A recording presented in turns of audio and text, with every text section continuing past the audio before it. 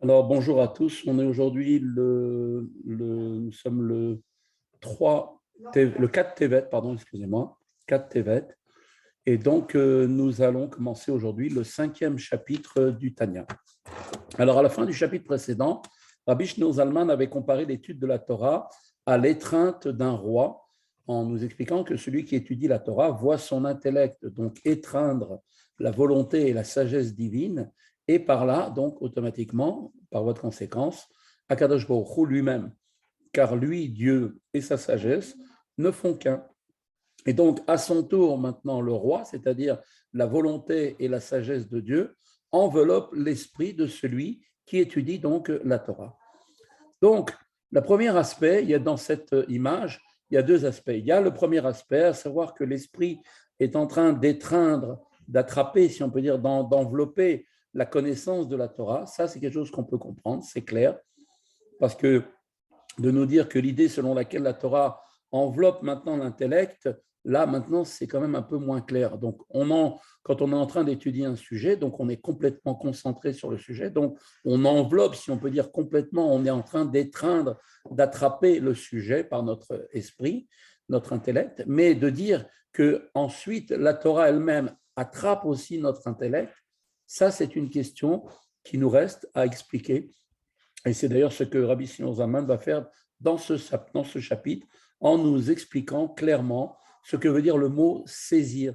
Qu'est-ce que ça veut dire saisir, qui est d'ailleurs employé par Eliaou, Eliaou Navi, dans son enseignement, cité donc dans le passage précédent, comme on avait dit, aucune pensée à toi, Dieu ne peut te saisir. Donc le mot saisir, qu'est-ce qu'il veut dire? C'est-à-dire quoi saisir Dieu?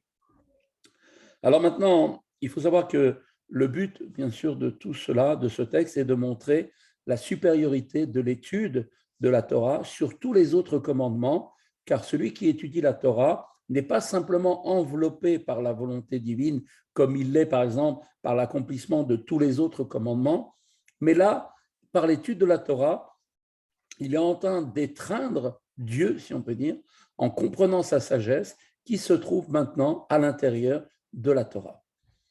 On commence dans les mots. Tosafot biur baher etev lashon tefisa she'amar Eliyahu let marshava b'choleh. Une explication donc maintenant supplémentaire va être nécessaire pour expliquer le sens du mot tefisa. Tefisa en hébreu qui veut dire saisir, qui est donc employé par Eliyahu. Donc, quand il dit aucune pensée ne peut te saisir. Donc, comme on avait expliqué au chapitre 4, aucune pensée ne peut saisir Dieu. Il ne peut être saisi autrement que par l'étude de la Torah, c'est-à-dire plus précisément, inekol sechel keshemaskil masik besechlo ezemuskal, are sechel tofes et amuskal, ou makifo besechlo. Il veut nous dire par là que quand l'intellect perçoit et comprend un quelconque concept, eh bien l'intellect saisit le concept lui-même et l'enveloppe. D'accord? Et de même que le concept donc est saisi, enveloppé et revêtu de l'intellect qu'il l'a compris, qu'il l'a perçu. Amuskal nitfas omukav melubesh betor hasechel shisigo viskilo. Donc le concept est donc saisi, enveloppé et revêtu de l'intellect qui a donc compris et perçu donc le sujet. Le concept qui est donc saisi dans l'intellect est en quelque sorte enveloppé par l'intellect. Et une comparaison d'ailleurs, on peut établir avec un objet physique. Quand je prends un objet, je le saisis avec ma main, eh bien, je peux dire qu'il est enveloppé par ma main. Ma main enveloppe le sujet, la chose que je suis en train de saisir. Cependant, ce concept-là ne peut être décrit comme étant dans l'intellect. Pourquoi? On le comprend que c'est quelque chose qui est difficile à comprendre. On le comprend que dans l'intellect de celui qui étudie, que lorsqu'il a complètement et pleinement compris le sujet qu'il a appris. Et comme on le dit d'ailleurs au passé, on utilise toujours la forme passée, l'intellect qui l'a compris, qui l'a perçu. En revanche, avant de maîtriser donc l'idée, le concept qui est développé dans le sujet de l'étude, quand l'intellect s'emploie à analyser les différents détails, le concept à ce stade-là est encore, si on peut dire, au-dessus de l'intellect. Il n'est pas encore vraiment à l'intérieur puisqu'on n'en est qu'au stade d'essayer de commencer à essayer de comprendre. Et donc, la relation à ce stade-là est alors inversée. On peut dire que l'intellect est à l'intérieur du concept parce que j'essaye de me casser la tête, j'essaye de me concentrer sur essayer de comprendre le sujet. Donc, on peut dire que c'est mon intellect qui est à l'intérieur du sujet. Et quand est-ce que le sujet rentre à l'intérieur de mon intellect? C'est une fois que je l'ai compris. Mais tant que je n'ai pas compris, on peut dire que c'est moi, c'est mon intellect et qui monte, qui essaye d'entrer par tous les moyens pour essayer de comprendre le sujet dont on parle. Donc maintenant, la Admoazaken va nous expliquer tout ça. וגם השכל מלובש במושכל בשהת שמשיגו בתורסו בשכלו. Et donc il nous dit, et l'intellect, lui aussi, est également revêtu du concept, d'accord, qu'il est en train d'essayer de comprendre dans la Torah, pendant qu'il le comprend et le saisit, d'accord. Ainsi, donc on voit que dans le processus de la compréhension d'une idée, l'esprit d'abord enveloppe, on voit que l'esprit enveloppe. Alors on pose la question, est-ce qu'il va envelopper vraiment le concept étudié et en même temps lui-même être enveloppé? Eh bien, c'est la signification de ce que veut dire Eliaou. Eliaou, quand il dit que nulle pensée ne peut le saisir à Dieu, mais quand on étudie la Torah, on est capable de saisir Dieu. Donc ça veut dire qu'on est capable d'envelopper l'idée qui est cachée dans l'étude dans la Torah. Et cette idée-là, cette sagesse, cette volonté de Dieu, elle nous enveloppe et en même temps aussi nous l'enveloppons puisqu'il y a le moment où nous cherchons à comprendre, c'est nous qui nous sommes enveloppés par l'idée et quand nous l'avons intégrée en nous parce que nous l'avons compris, cette idée est maintenant enveloppée par nous puisque nous l'avons intégrée. Nous donne tout de suite un exemple pour mieux comprendre. Nous dit comme ça, par exemple, quand un homme, par exemple, comprend et saisit une certaine halakha dans la Mishnah ou dans le Talmud, dans la Gemara, exactement, il la comprend, cette Mishnah ou cette halakha, il la comprend clairement, d'accord, en y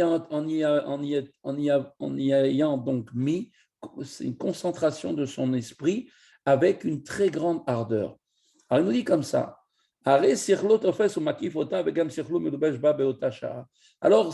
ça revient à dire que quoi? Qu'au moment où la personne comprend, son intellect est en train de saisir et d'envelopper cette halakha, d'accord? Puisqu'il est en train d'essayer de se concentrer pour essayer de comprendre quel est le sens de comment est-ce qu'il doit se comporter. Et son intellect, en même temps, donc il enveloppe cette halakha parce qu'il cherche à comprendre, et son intellect en est en même temps aussi revêtu à ce même moment, quand il s'emploie à le comprendre.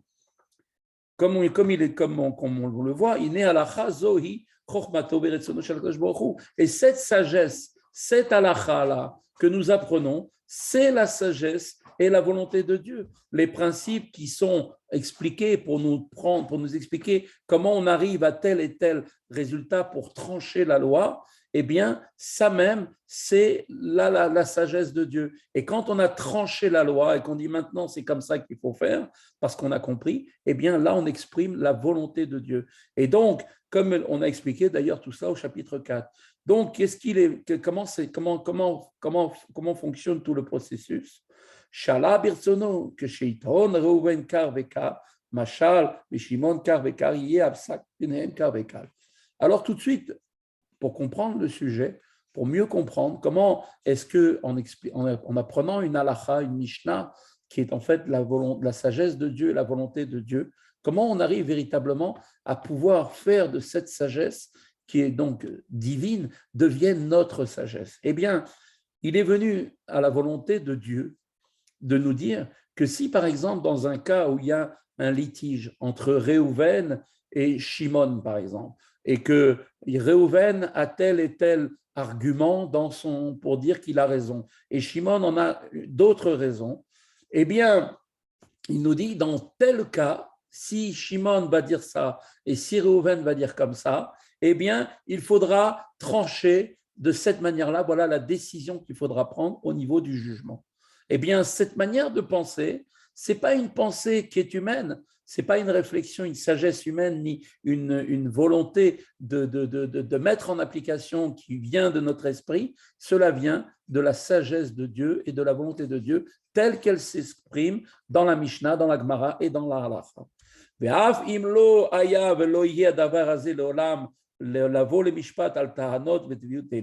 Et bien qu'il soit possible aussi qu'on apprenne dans la Torah des choses qui sont des cas qui ne se sont jamais présentés au tribunal et qui ne jamais seront présentés en justice parce que c'est des cas tellement exceptionnels qui vraiment ont vraiment une chance sur 1 million d'arriver. Eh bien, avec les arguments tels qu'ils sont donnés au niveau des différentes argumentaires de chacun des côtés des deux parties qui viennent se faire juger, eh bien, on dit que si l'étude de la Torah avait pour seul objectif uniquement l'apprentissage de l'application pratique des lois dans le cadre de tel ou tel sujet, en l'occurrence, avec la résolution de ce litige, et que malgré tout, puisque cette loi ne va jamais être utilisée parce qu'un cas comme ça ne se présentera jamais, ne s'est jamais présenté et ne se présentera peut-être jamais, eh bien, malgré tout, eh bien, comme on va l'expliquer, l'étude de cette halakha est en soi une finalité. Pourquoi ? Car il est possible, grâce à cette halakha, de connaître la volonté et la sagesse de Dieu, et donc maintenant de pouvoir en faire notre sagesse et notre volonté pour nous unir à elle. Il nous dit néanmoins, Mikol Makom, et puisque, étant donné que c'est la volonté et la sagesse de Dieu qui ont été, si on peut dire, quand l'un il va donner telle demande et l'autre il va avoir tel argument et l'autre il va apporter tel autre argument, de nous dire que en fait la décision doit être prise de telle manière, eh bien ça c'est exactement la volonté de Dieu et la sagesse de Dieu.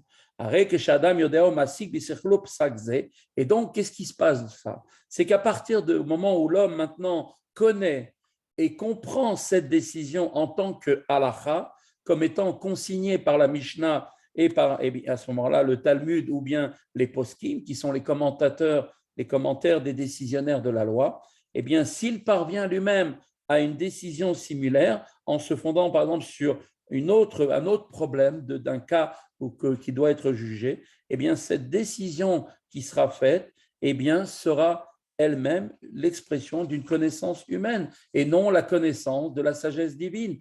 Cependant, maintenant, qu'est-ce qu'on va dire? C'est que, voilà, on pourrait très bien dire maintenant, bon, très bien, on a appris on a compris la sagesse de Dieu à travers les principes qui nous sont donnés dans la Torah. On sait que maintenant, la volonté de Dieu, c'est que les choses doivent être tranchées de telle et telle manière dans le cas où un tel va donner tel argument, un autre tel argument. Mais après, quand on va être confronté à d'autres cas et qu'on va maintenant utiliser cette logique qui nous a permis d'arriver à la halakha, à trancher la loi pour dire que voilà comment est-ce qu'on doit se comporter, on pourrait dire, mais ça maintenant, c'est plus de la Torah, c'est plus la sagesse de Dieu, ni la volonté de Dieu. Eh bien, a priori, si cette personne a tiré cette manière d'apprendre, cette façon, cette logique qui est en lui maintenant, est complètement la logique de la Torah auquel il a complètement adhéré, eh bien, à ce moment-là, puisque cette décision est la Torah, eh bien, qu'est-ce qui se passe? C'est que cet homme-là, il comprend, saisit et enveloppe alors avec son intellect la volonté et la sagesse de Dieu. Et comme on sait qu'il est dit au sujet de Dieu qu'aucune pensée ne peut le saisir, ni lui, ni sa volonté, ni sa sagesse, si ce n'est quand sa volonté et sa sagesse de Dieu sont revêtues des halachot qui sont maintenant dressées devant nous. Donc, on voit que ceci est un aspect de la compréhension de la Torah. L'intellect de l'homme donc enveloppe la volonté et la sagesse. Et en plus de ça, de même aussi, son intellect est aussi revêtu de la sagesse et de la volonté divine qui est contenue dans la Torah. Mais où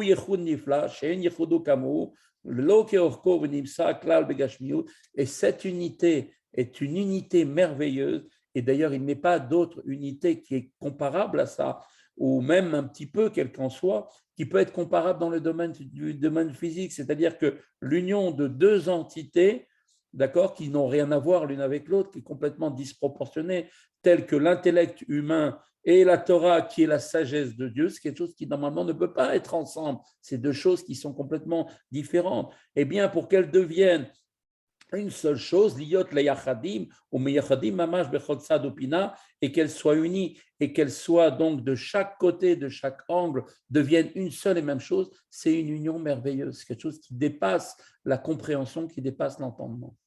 Les autres mala yetira gdola v'nifla lehenkel sacher bemizvot yediat haTorah vasagata, et c'est là la supériorité infiniment plus grande et merveilleuse de la mitzvah de connaître et de comprendre la Torah. Al kol mitzvot ma'asiyot, et cette supériorité de comprendre et de connaître la Torah est supérieure à toutes les autres mitzvot qui, elles, sont des mitzvot qui sont liées à relève de l'action, même celles qui relèvent de la parole, même sur la mitzvah de l'étude orale de la Torah, la lecture des versets, par exemple, des Écritures, si je lis des Écritures, même si l'on ignore leur signification, eh bien, c'est aussi considéré comme une étude de la Torah. C'est pour ça d'ailleurs que les gens qui n'avaient pas une grande connaissance lisaient, par exemple, des Teilim, parce que c'est considéré comme apprendre, étudier la Torah. Cependant, cette étude, eh bien, malgré tout, même si elle est quand même très, très haute, malgré tout, cette étude, puisqu'ils le font sans la comprendre, elle a une qualité d'étude de la Torah, mais pas comme l'étude qui a la qualité infiniment supérieure de comprendre la Torah. L'étude avec la compréhension de la Torah est le summum du summum au niveau de l'union merveilleuse qui se réalise, puisque quand l'homme cherche à comprendre comment est-ce qu'il doit se comporter dans telle et telle situation, et en adaptant sa pensée et sa logique à celle de la Torah, la sagesse de la Torah et à la volonté de Dieu pour dire que c'est comme ça et comme ça qu'il faut se comporter, eh bien à ce moment-là, l'union se fait d'une manière extraordinaire. Parce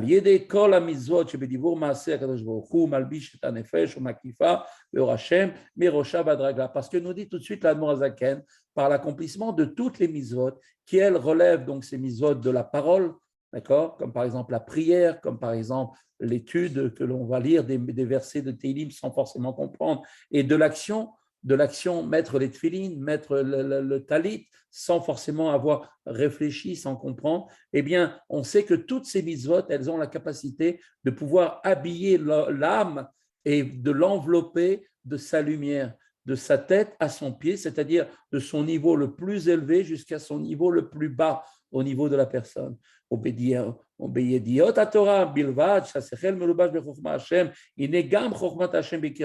Et alors que quand quelqu'un étudie la Torah et qu'il acquiert grâce à la Torah la connaissance de la Torah, c'est-à-dire que quand un juif comprend la Torah, en dehors du fait que l'intellect est revêtu, c'est-à-dire enveloppé de la sagesse divine, et la sagesse divine, eh bien, est également à l'intérieur de lui. Pas seulement lui, il essaye de comprendre, mais la sagesse de Dieu devient à l'intérieur de lui. Pas seulement à l'extérieur, comme un vêtement, mais aussi à l'intérieur.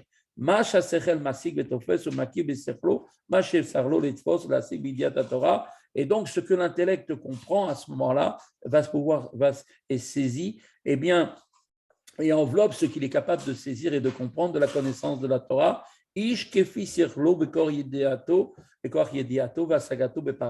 Chaque juif, selon son intellect et sa capacité de connaissance et de compréhension dans le Pardes, donc comme on avait dit, les 4 niveaux d'interprétation de la Torah, le Pshat, le Remez, le Drush et le Sod.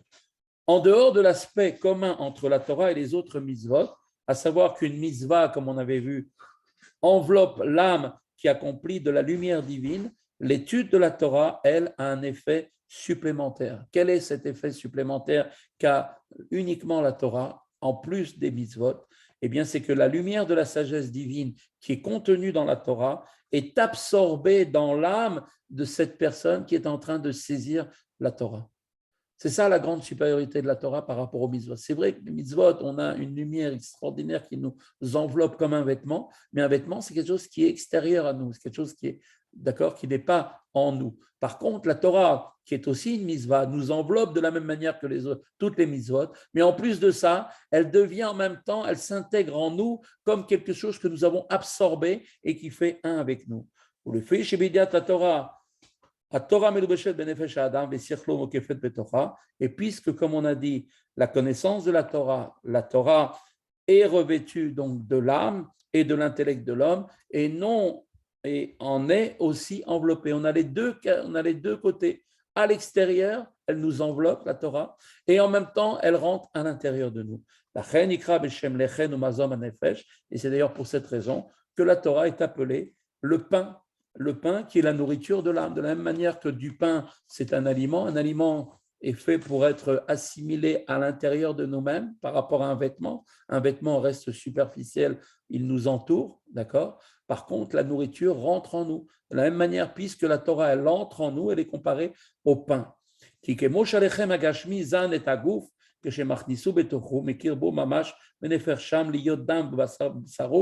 de la même façon que le pain, pourquoi on a donné cette image du pain? Eh bien, pour dire que comme le pain nourrit le corps, on sait très bien qu'on peut vivre uniquement avec de l'eau et manger du pain, parce que le pain contient en lui tout pour pouvoir donner la possibilité d'être en bonne santé. Eh bien, de la même façon que le pain nourrit le corps, quand il est donc ingéré dans les entrailles, et même qu'il y ait d'ailleurs transformé ce pain en sang et en chair et devient notre propre chair, d'accord? C'est seulement à ce moment-là, comme on le sait, qu'une fois qu'on a mangé, que le corps continue à vivre et qu'il peut continuer à se maintenir, à exister. Car eh bien, c'est exactement la même façon, au moyen de la connaissance et de la compréhension donc de la Torah, que l'homme étudie parfaitement comme il faut, avec la concentration de son intellect, comme c'est marqué Beyun Sirlo,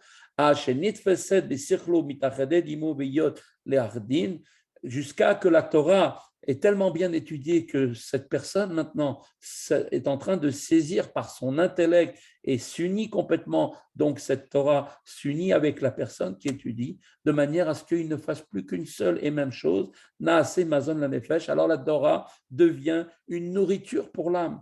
Bechayim, Bekirba, Mechaya Chayim, et elle donne à la personne une vie, pas seulement comme le pain qui donne la vie au corps, mais elle, la Torah, elle donne une vie intérieure pour elle, pour cette âme qui lui permet de lui donner la vie, qui est une vie qui est issue de où? De la source de la vie, qui vient directement du En Sof, de l'infini, béni soit-il, de Dieu, qui est Dieu lui-même, comme on le sait, est revêtu de sa sagesse et de sa Torah, qui sont en elle, dans l'âme de celui qui maintenant étudie. Donc tout ça devient comme sa nourriture. Il grandit, il vit, il se maintient. Et c'est exactement comme il est marqué dans le Teilim 40, c'est marqué « Et ta Torah est dans mes entrailles ». C'est ce que disait David Ameller. Quoique, bien sûr que la Torah est une nourriture pour l'âme. Pourtant, David Ameller, il avait comparé l'étude de la Torah à une nourriture qu'il avait complètement assimilée en l'intérieur de son corps, comme une véritable nourriture. Et Moshe Katou Be'etzraïm Sharmad, comme il est écrit d'ailleurs dans le Etzraïm du Harizal, dans la Kabbale, c'est marqué la porte 44, là-bas, chapitre 3, que nous est dit là-bas dans le Etzraïm, que les vêtements des âmes au Gan Eden, ce sont les mitzvot. Au Gan Eden, donc le paradis, les âmes se délectent du rayonnement de la présence divine. Pour l'âme, qui est un être fini, parce qu'il reste, même si c'est une âme, ça reste une créature, d'accord, qui est donc finie, elle-même, toute seule, elle ne peut pas, elle n'a pas la force de supporter le rayonnement infini qui est dans le Gan Eden, d'accord? Comme on dit, c'est un rayonnement de la Shrina qui est dans le Gan Eden.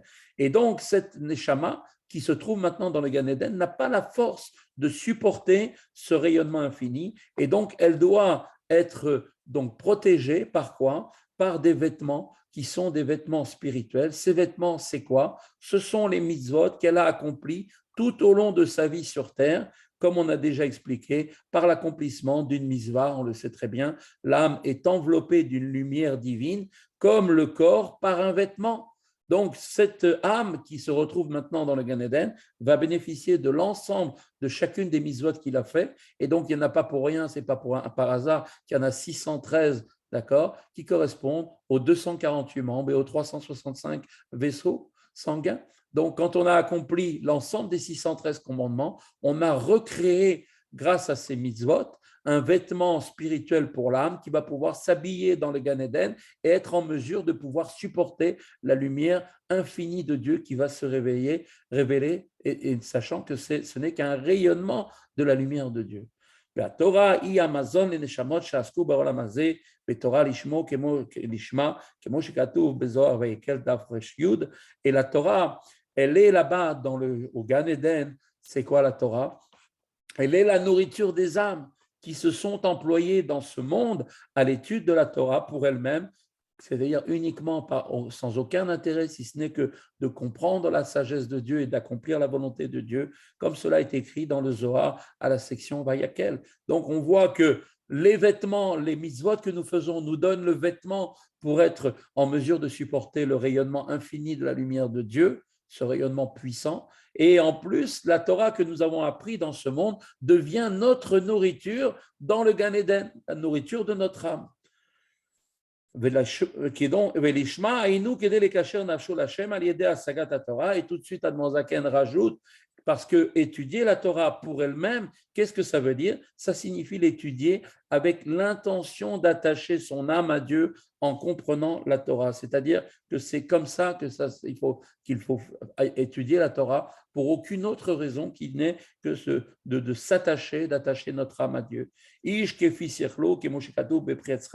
Chacun, bien sûr, selon ses capacités intellectuelles, comme il est écrit là-bas dans le prix Etzraïm, toujours dans l'enseignement du Etzraïm qu'on avait expliqué précédemment, montre que la Torah, comme on avait dit, est la nourriture de l'âme, alors que les mitzvot sont ses vêtements. Donc une question maintenant se pose si la Torah et les mitzvot ont leur qualité propre, pourquoi la Torah est-elle supérieure aux mitzvot? Chacun, il est différent. Un, il va faire tel travail, l'autre va faire tel autre, va réaliser telle autre chose. En vérité, la définition des concepts de nourriture et de vêtements est donc à replacer dans son contexte spirituel. On voit donc maintenant que la Torah est à la fois une nourriture et un vêtement, d'accord? Elle nous entoure parce que c'est une mitzvah, l'étudier la Torah, mais puisque j'apprends maintenant la sagesse de Dieu qui devient ma sagesse et la volonté de Dieu devient ma volonté, donc elle devient quelque chose qui est rentré en moi, elle devient une nourriture de mon âme, et c'est en cela, nous dit l'Admor Zaken, que réside la supériorité de la Torah. Et donc maintenant, comme va nous dire tout de suite dans l'Admor Zaken, Vamazon, Ibechinat Ornimi, Valvushim, Beprinat Makifim. Et il nous rappelle l'Admor Zaken que la nourriture de l'âme fait référence au niveau de la lumière, donc deux qualités de lumière. Il y a ce qui s'appelle pour notre âme une lumière qui entoure, qui est une lumière qui est comme le vêtement, d'accord, comme un vêtement qui nous entoure, que l'on met au-dessus de notre corps.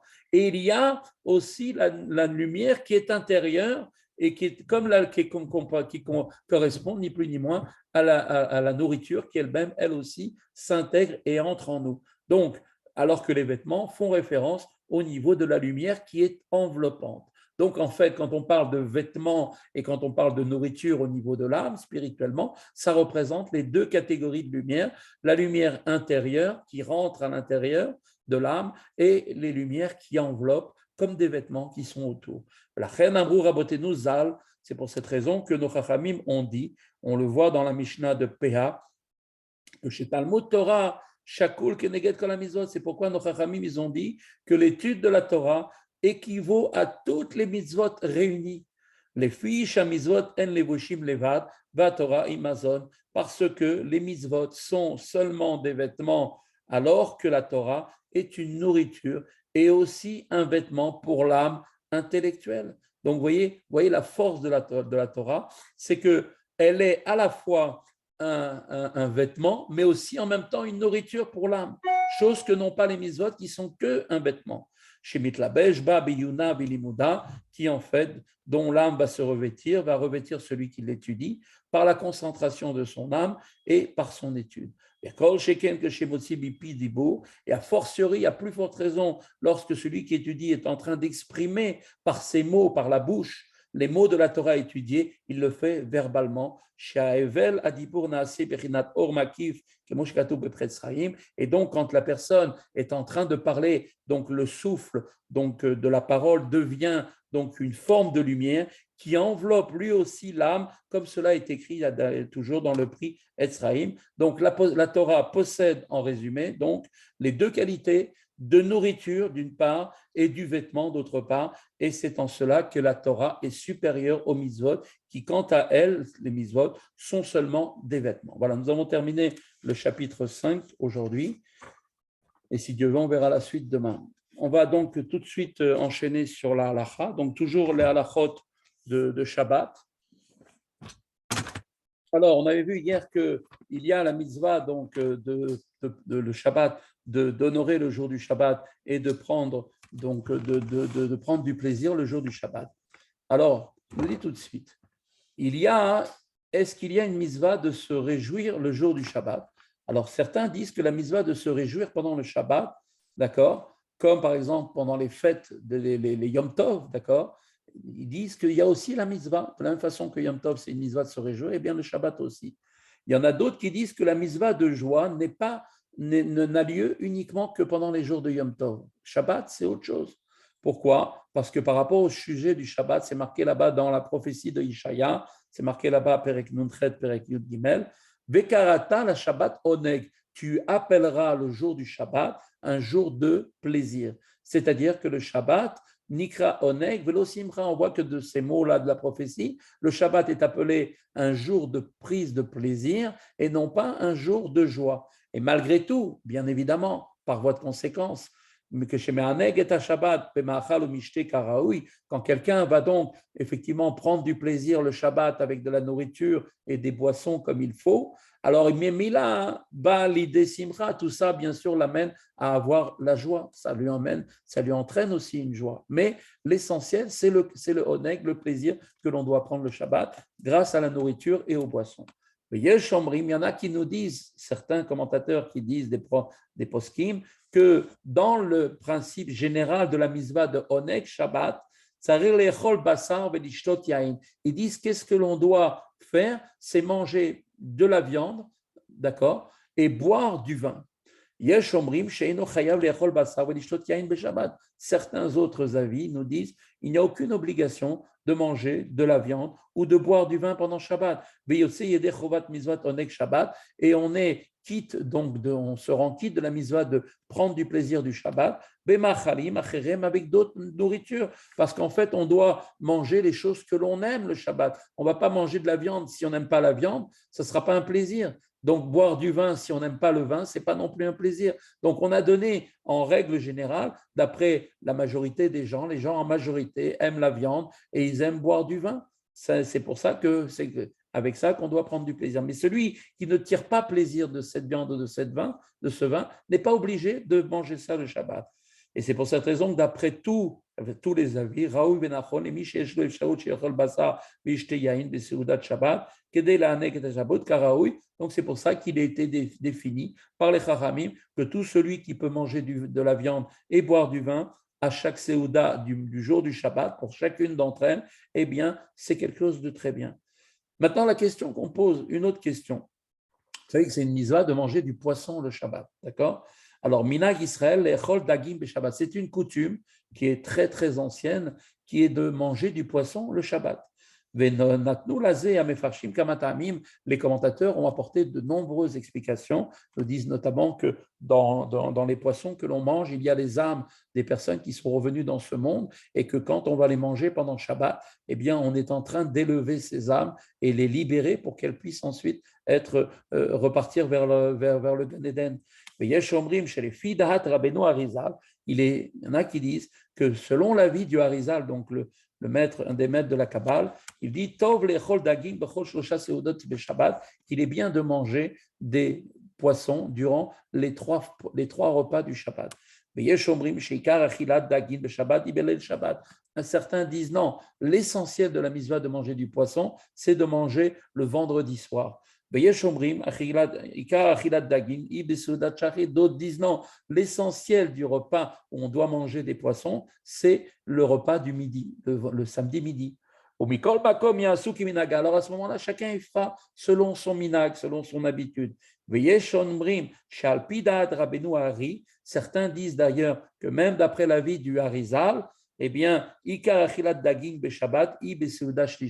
l'essentiel de manger des poissons, en tout cas, c'est de manger du poisson au moment de Seudat Shlishit. C'est un moment particulièrement propice pour justement réaliser cette élévation de ces âmes. Et d'ailleurs, il ramène d'ailleurs ça au nom d'un élève qui a été rapporté, qui est en fait un des élèves du Harizal, qui lui avait rapporté cet enseignement au nom de son maître. Voilà.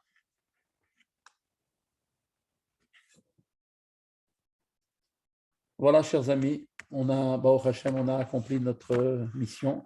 Donc, je souhaite à tous une bonne journée